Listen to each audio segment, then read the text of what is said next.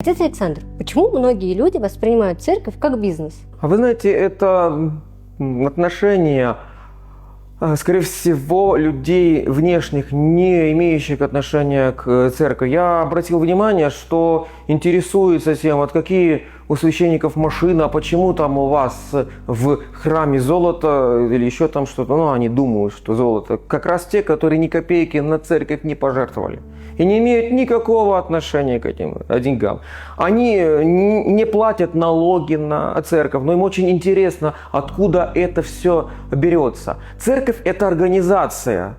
Организация божественная, но которая стоит на земле. Значит, она имеет материальную форму обеспечения. Об этом говорит и апостол Павел. Он призывает верующих жертвовать на храм, на церковь. Иначе с чего бы переписывались книги, рукописи, осуществлялись миссионерские путешествия. Все это имеет отношение к существованию церкви. И это все средства общины. Люди сами содержат свою общину. Нам не помогает никто, ни государство. У нас нету скидок ни на коммунальные услуги. Поэтому, когда иногда приходит в храм замечательная женщина, начинает говорить: а что это у вас тут какие-то прайсы, цены? У вас все должно быть бесплатно. Я говорю: да. Тогда простите, вот вы зашли в храме тепло, светло и чисто.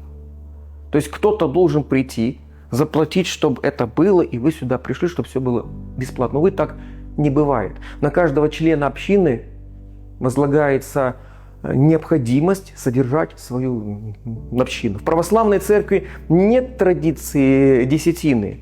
Я не говорю, что это плохо или что это хорошо.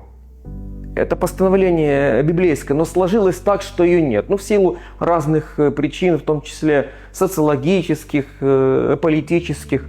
Поэтому у нас есть принципы пожертвования. Но никогда никому бы не отказали, если у человека нет средств там, креститься или венчаться. Отказов не было. Но мы должны понимать, что бремя, еще раз, содержание церкви ложится на общину. А что это такое? Какие-то финансовые дела, счета. И внешне это, конечно, может выглядеть как бизнес. Но церковь не является бизнесом.